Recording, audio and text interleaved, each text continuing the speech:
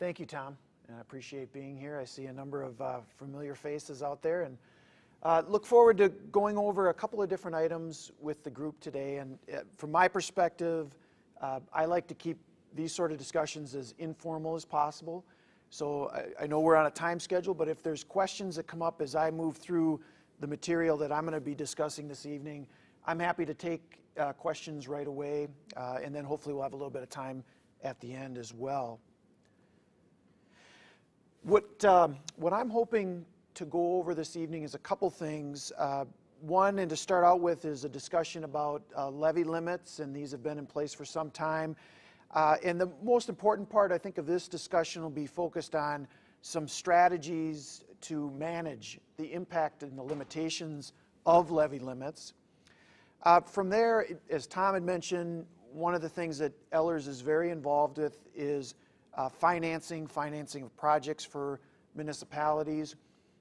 And I don't intend to get into any of the minutia, but just big picture, talking about what are the options available and what's the process for financing, and also to talk a little bit about what's the current conditions for issuing debt. And then lastly, excuse me, another area that we get very involved in, and it's different for towns and villages and cities, is tax increment financing. I just have a couple issues to hit on there that are coming up and specific to the time that we're at now.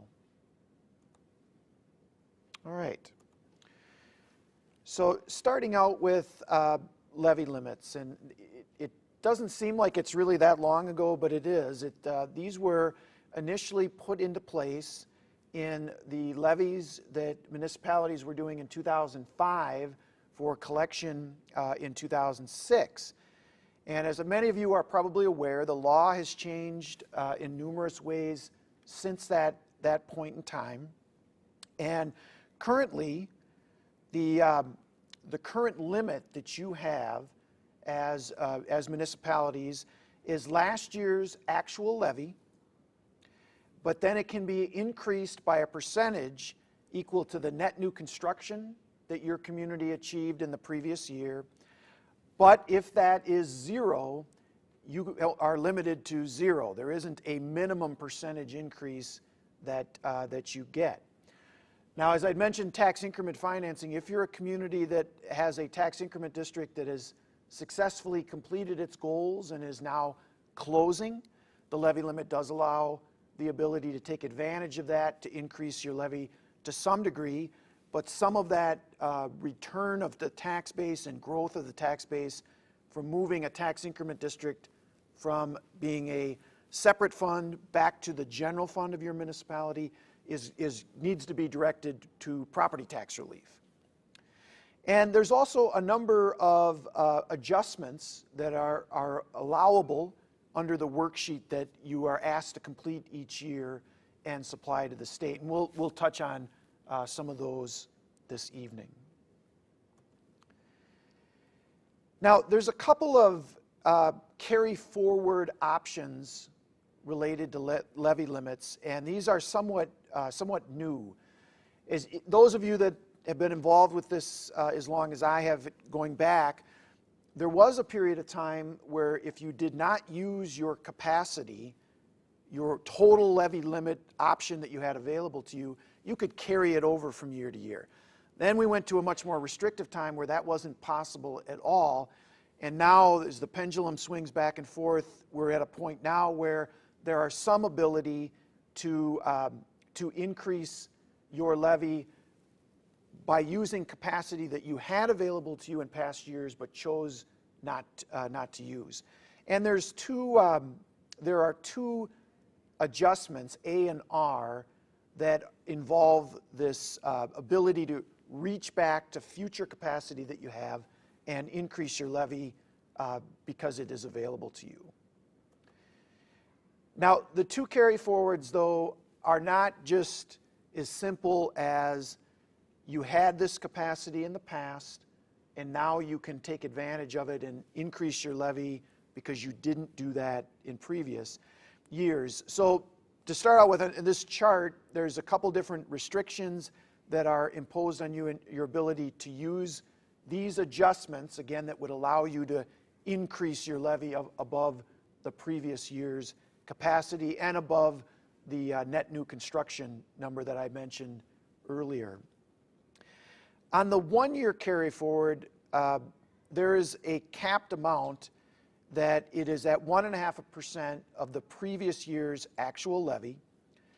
On the 5-year, there's a capped amount that it can't be more than 5% of the previous year's capped levy. So if you had an amount that you had available to you that was greater than that, you're still restricted to those percentages. Now, when do these two carry forward occur to you? When is it possible to use them? With the 1 year, your actual levy from last year must be less than what the allowable levy. And on the 5-year, the percentage increase in the actual levy from last year, less adjustments, you got to take the adjustments that you used in the prior year off, was less than the net new construction. So there is those provisions on the 1 year and 5-year that come into play. Using these does require extraordinary voting. If you choose on the 1 year to take up to a 0.5% increase that was available from previous years, simple majority vote will do it there. If you want to go from 0.5 up to 1.5%, the maximum, you do need a 3/4 majority for that.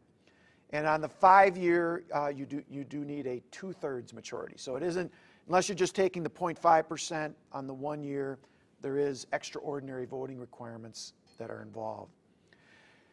Again, because there's nothing that can be just easy and an option available to you in terms of what the state is allowing, there are, on the 1 year, what we call a negative debt adjustment. And what this is on the 1 year carry forward, if you're a community, and there's very few that are left, that have debt that was issued before the levy limits went in place, so back before 2005, if you have a decrease in the levy from last year to this year for that specific pre-05 issue, and you decide to take the 1 year carry forward increase, you have to take that decrease as well in that same year. So again, you'd only do that if the increase was greater than the decrease from this debt. So again, it gets very involved. On the 5-year carry forward, that does not apply.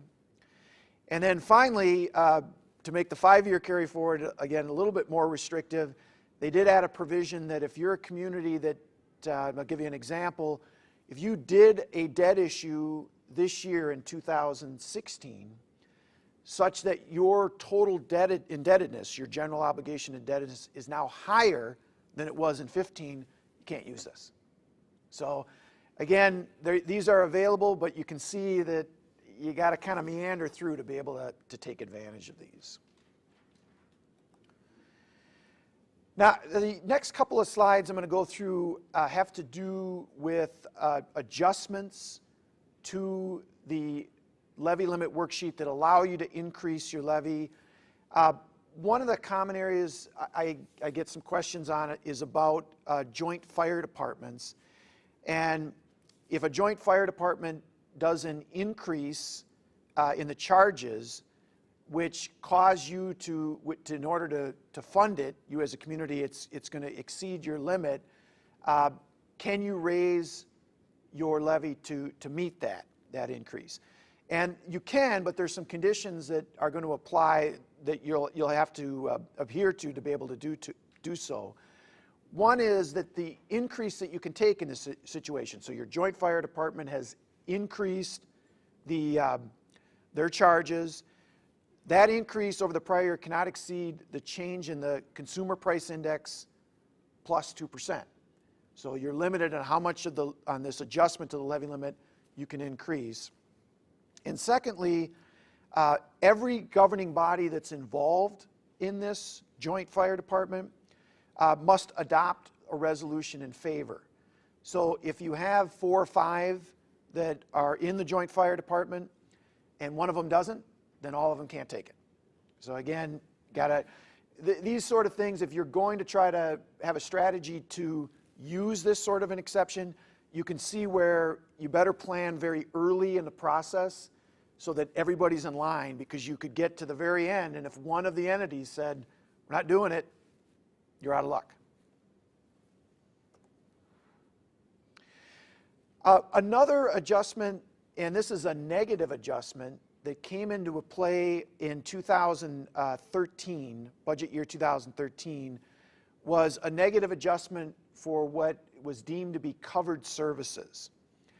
And prior to this, a strategy that many communities used in dealing with the impact and restrictions of levy limits is they would move an expense that was previously covered by the levy over to a user charge.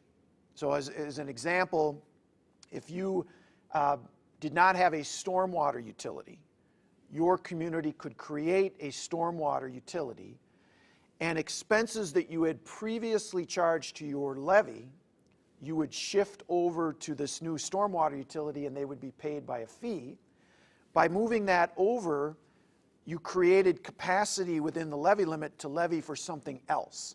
So if you had police or fire going up, labor expenses, whatever it would be going up, you could move that over, charge a fee for that, and now start levying.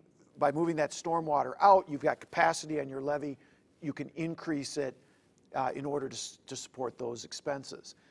Well, over time, the state developed an understanding of what was going on, and then they put into place this negative adjustment for covered services. The covered services are the 5 that you see up on the screen: garbage collection, snow plowing, stormwater, as I mentioned, fire protection, and street sweeping. Now, what happens in a situation where you do what I described as an example and moved things over to a stormwater utility and freed up levy capacity is your limit is reduced by the amount of the estimated fee revenue resulting from the implementation of that user fee, or an increase in that user fee once it's in place. Remember, though, that this only applies to fees or increases on fees that were implemented on or after July 2nd of 2013. If you had a situation where the stormwater was in place before that and already covering the costs for stormwater-related costs, it's not applicable to that. But if you never created that stormwater utility and you created one now and started charging fees, to the extent that those fees are available, you need to have a corresponding reduction in your levy.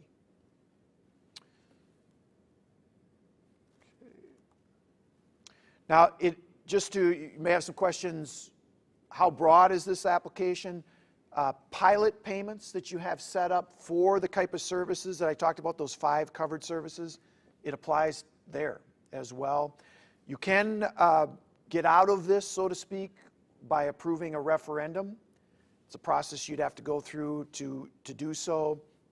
And even if the levy support is fully eliminated, so you do a full conversion from levy support for a particular project, one of those covered services, over to a user fee, the negative adjustment would apply every time you would do a rate increase, a fee increase in the future. So you can see it's very, very punitive.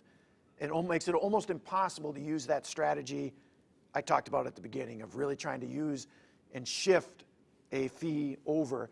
I recently had a discussion with a group of clerks and treasurers about levy limits. One of the questions that came up, though, and I forgot to put it on this slide, was a question of what if you privatized the service? So what if you had garbage collection was previously handled by the levy of your municipality, you shifted it over to a private service? Would you still have to take a negative adjustment in that case? No, you wouldn't. That is the one area where there is some potential flexibility. And just to finalize in terms of the impact of, again, this negative adjustment, this is an example on the first slide here where you do a full conversion after the July of 2013.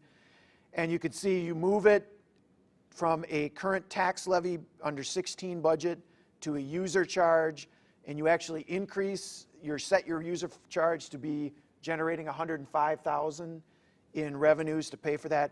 Your levy would have to be reduced $105 under that situation for garbage collection. Second one, a fee increase to reduce a levy requirement. So in this one, we're reducing the levy from a 50-50 situation to $25,000 for levy, user charge $80. That adjustment in the user charges from 50 to 80 requires a $30,000 levy reduction to do that. So you can see very, very punitive. And finally, again, if it's in place, you've had it in place for a couple years, and you determine that you need to increase the revenues, raise the rates a little bit because the operation's gotten a little bit more expensive for garbage collection. Again, that once it's in place, if it's in place after 2013, any future increase requires a levy decrease. Even if the original levy contribution is lower than where you're at currently cost-wise. You have to still do each one of those increase and causes a negative impact on the levy. Okay, so with that in place, and now understanding some of these restrictions and the challenges, what are a couple options that you have available to you to deal with levy limits? One is a referendum. And I didn't put a slide together in that, but I think most of you who've been doing this for a while are probably aware you can go to the voters. I think there's been mixed results on that. Some have gotten those to pass, some have not. If you're going to go down the road, I've worked with a couple communities that have done that. Ehler's has. My suggestion would be start very early in the process. It's like most things. The more you can educate the voters about it and explain the situation, allow them to ask questions, the better results you're going to have. Now, the other two options I want to talk about this evening do not involve having to get approval from the voters to use these strategies. They involve the adjustments related to debt service that are on the levy limit worksheets. So the first one is using debt that was issued after 2005 by your municipality, and the debt, if you have a situation where part of that debt is paid by something other than the levy, okay, and we'll talk about that situation. The second is to use a strategy of issuing debt on a very short-term basis to pay for capital type projects that your community has that maybe in the past you would have financed within your budget and not issued debt for at all. So let's start with that abated, what I would call the abated post-2005 debt. The worksheet, the levy limit worksheet, allows you to put on the worksheet up to the full amount of principal and interest payments that you have on the debt service for a post-2005 issue. So if you look at the chart up here, in 2017, the total debt payment is $638,000 on this hypothetical debt issue. The municipality, though, is not paying 100% of this issue, 100% of that $638,000 from the levy. They're using revenues from the utilities, and impact fees to pay a portion of that.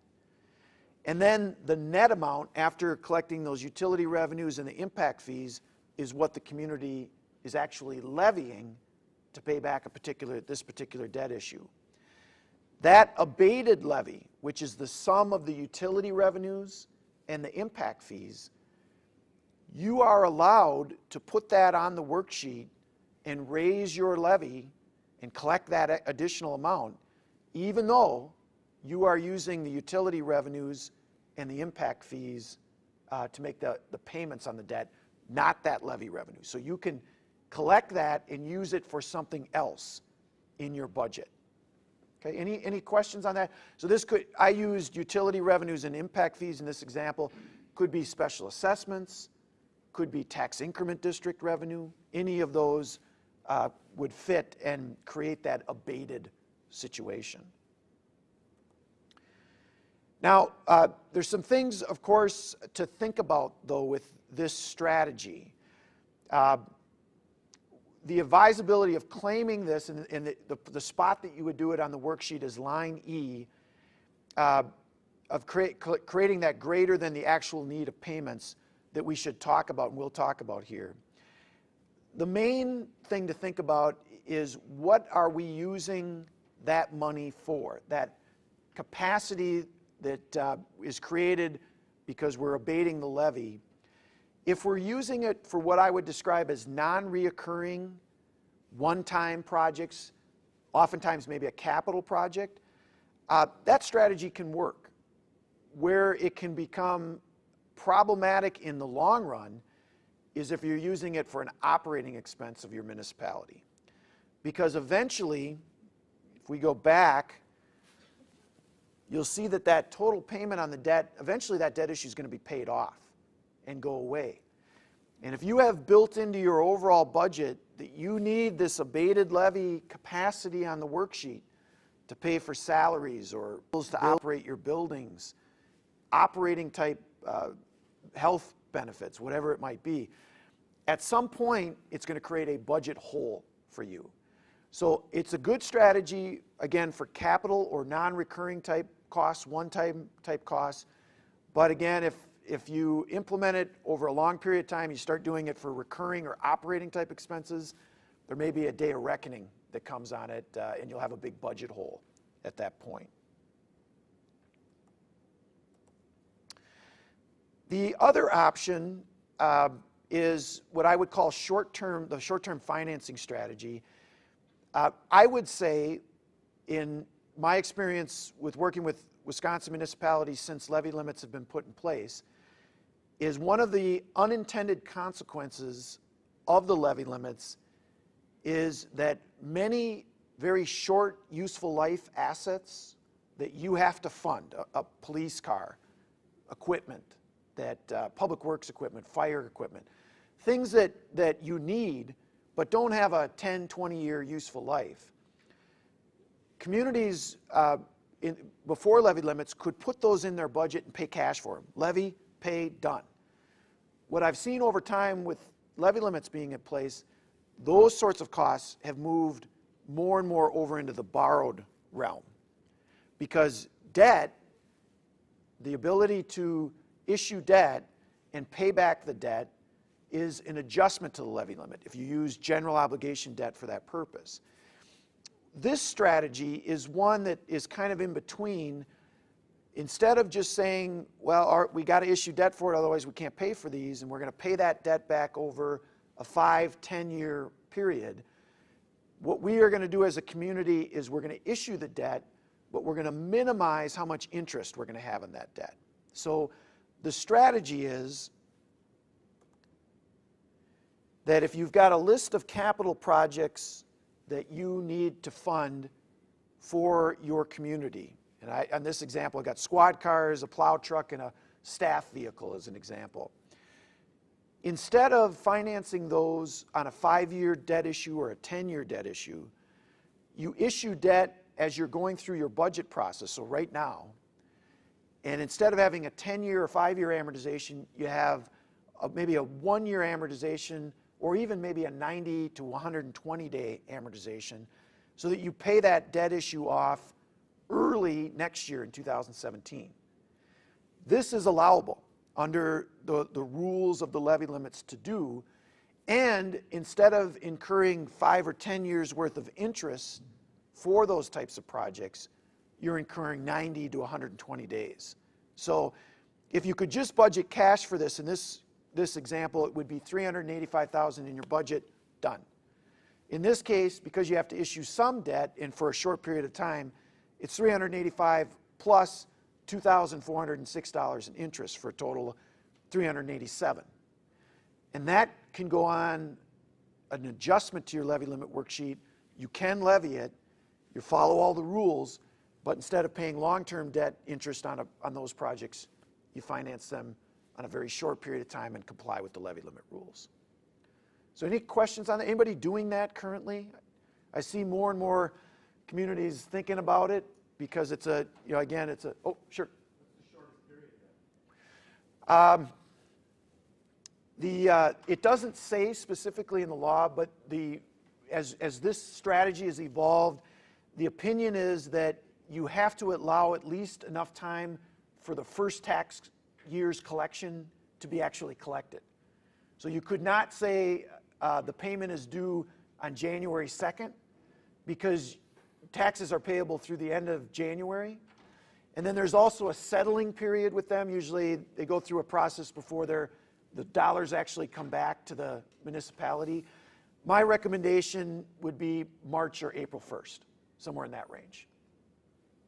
Okay. Any other questions on levy limits before we go into the debt section? Okay, great, thank you. In the remaining time, I'm going to go through just some of the big picture issues to think about with debt issuance. And again, if questions come up as we move through some of this material, feel free to ask those. If your community is considering the issuance of debt, the debt that you would issue would really fall into two categories, your two options. One is debt issued under the general obligation portion of the statutes. It's debt backed by the full faith and credit of your community. The other is revenue debt, which is debt backed by sewer utility, water utility, could be a tax increment district under some circumstances. So those are really your two main categories for you to issue debt. Geo debt limited by the size of your community, so it's 5% of the equalized value of your community. Revenue debt primarily limited to the degree that the utility or the revenue generating entity has enough money to pay the debt back. Of the two options, general obligation debt is the lowest cost because it's a stronger pledge, and it generally will carry the lowest interest rates. Now, where would you go to get financing? So you've made the decision you need to finance projects. Could be related to the levy limits, that you're going to use that strategy. Number of different sources. One is the commercial market, going out to any and everybody who are looking to buy bonds as an investment. And with that sort of financing, the cost of issuing that type of debt in the commercial market is going to be higher than the other options. The trade-off, though, is you generally get lower interest rates doing so.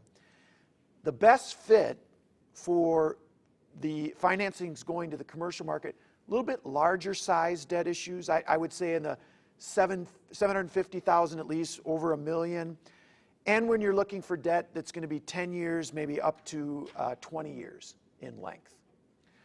Another option is local or regional banks solicitation for your debt.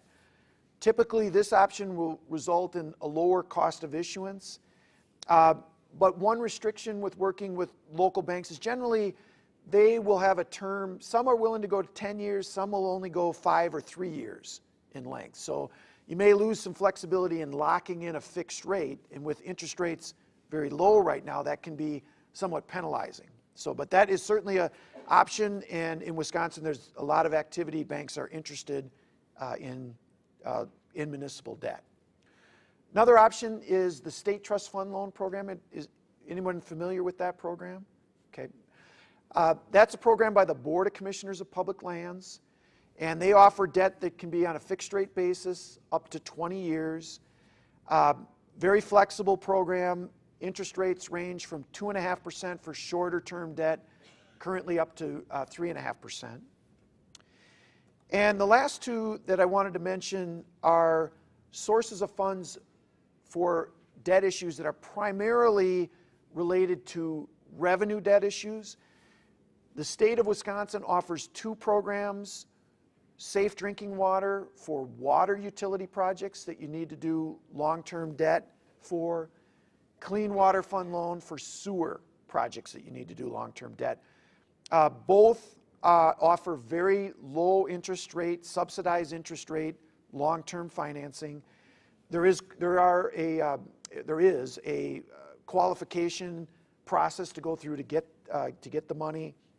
About the only negative I would say with those programs are there is a lot of administrative work up front for them, but the one negative is you don't have the ability to prepay on them. You have to get the state's permission to do so. The other is USDA, excuse me, rural development loans. Again, programs often used for long-term utility financing. The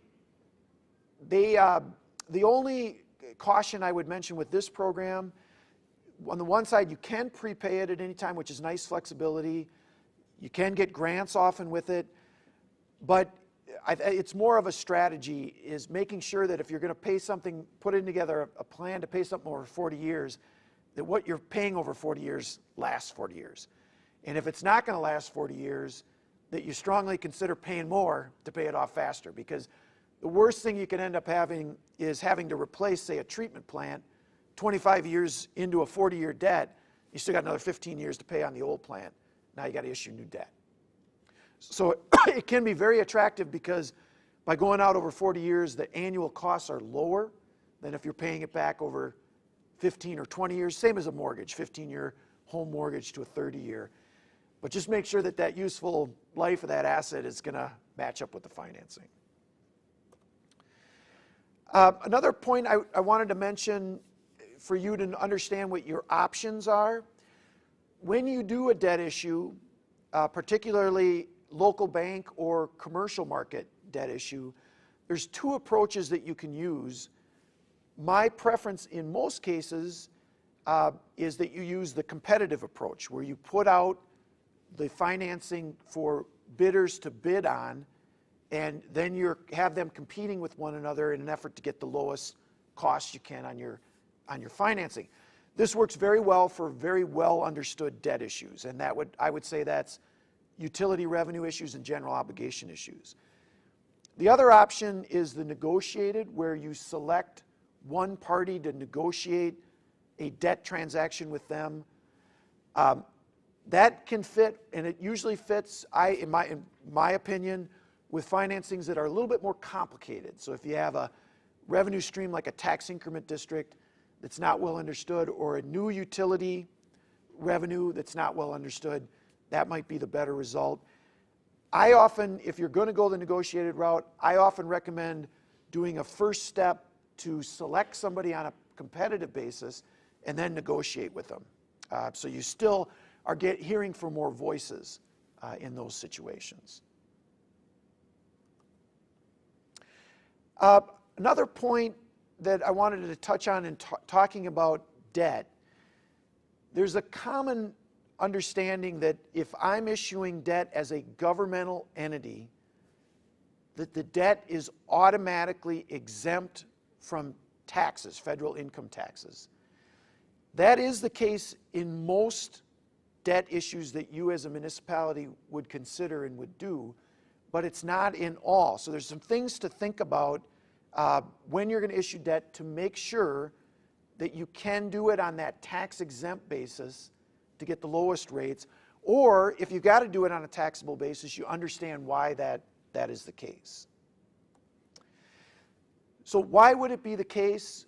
A couple things to just think about. If you have a debt issue that falls into what I would call the private business use category, an example of that would be if you have an industrial park that you're trying to develop, and you're going to borrow money to flatten, make the property developable, site ready, pad ready, as they say, and then you're going to turn that property over to a private owner.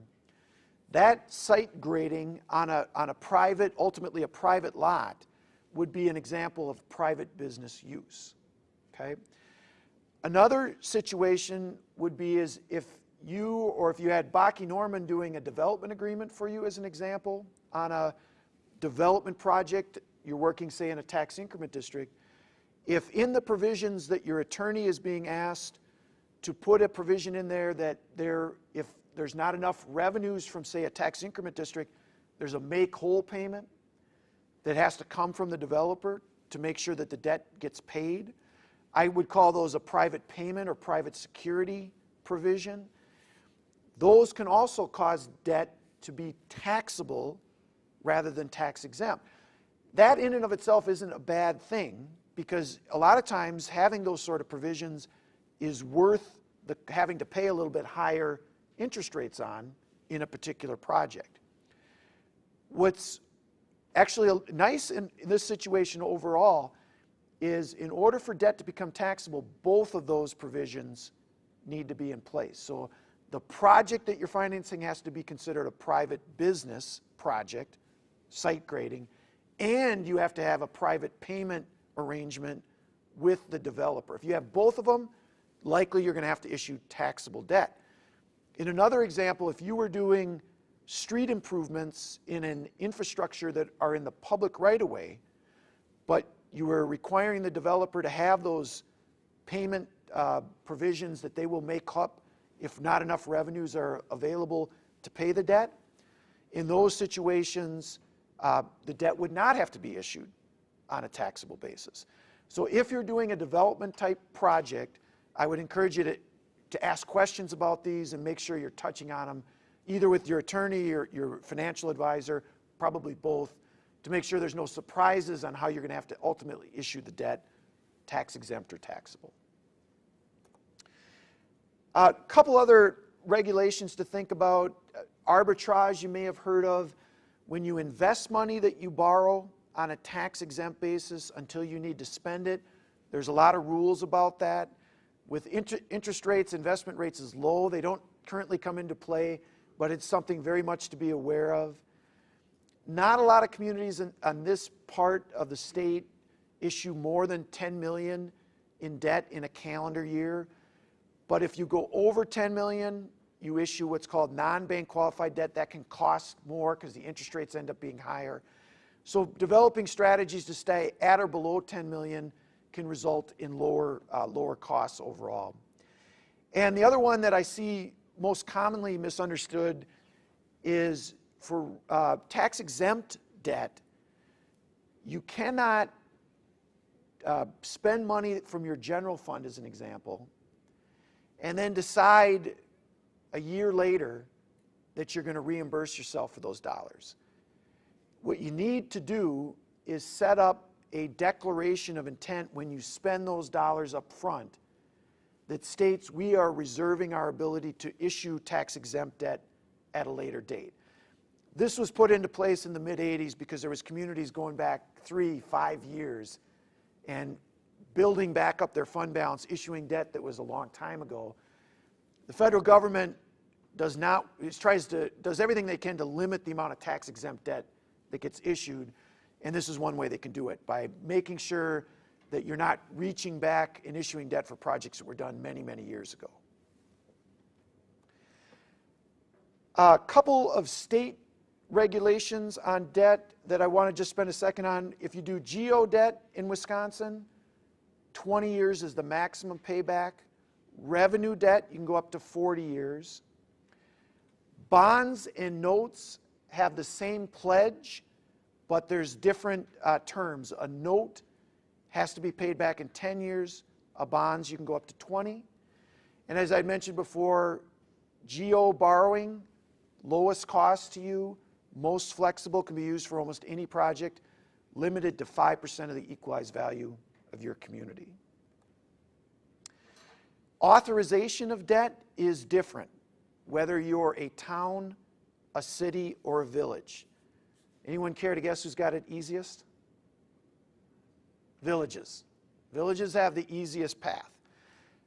Cities, majority of vote to approve the debt, so that's certainly not a big thing. But you often, if you're doing bonds, you need to first approve an initial resolution. It has to be published. and it's subject to a petition, a 30-day petition. Rarely happens, but does in some instances. That's for bonds. If you issue notes, you're not subject to that, but you are restricted to a 10-year amortization. Village, you don't have any of those provisions. So that's the most flexible. Towns, most restrictive. Majority of vote to issue the debt if it has village powers. Referendum required if the town is not adopted village powers to issue debt in any kind. Their notes, easier than bonds, have to do a referendum for bonds in town. And new money referendum is required under those situations for bonds. Okay. And to finish up on bonds, I know I'm pushing here toward the end. This is a reflection over the last 30 years of a common index. We call it the bond buyer index. You can see that rates are at the very, very low point when looking at it from that 30-year perspective. We actually hit the very low point of that index this year in 2016.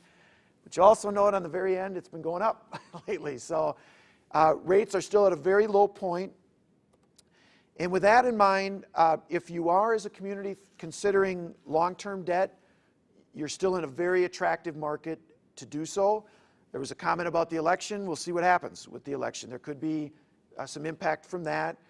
But I always suggest that, just don't borrow money to borrow money. Make sure you understand your project and make sure you understand how much you really need before proceeding with the borrowing. And to finish up, what I wanted to hit on with tax increment financing tonight isn't really anything specifically related to the law. As Tom had mentioned, he and I have worked together over a number of years with a bunch of communities. I started in '94 doing municipal advising, financial advising. And in 1995, there was a tremendous amount of tax increment districts that were created in Wisconsin. You may have one of those districts. Those districts, their expenditure period is ending next year in 2017. So what you'll want to consider if you have a district like that is spending some time reviewing the cash flow and deciding if there's any final projects or amendments that you want to do for those districts before they reach their end of their expenditure period at that point. The other thing I wanted to mention, I think in next year, where in the past, once you've created a TIF, gone through the process, including the Joint Review Board, if those of you who are aware with TIF, county, school district, tech college all have a say when you do that. Next year, not only do you have to do that with the creation of district, but you have to have an annual meeting with those groups. So that'll be a requirement that comes into place next year. So I know we're up against the time, but 1, 2 questions, Tom, if there's any. There may not be any, but I'd be happy to answer any if there are. Well, great. I appreciate the opportunity. Nice seeing everyone this evening.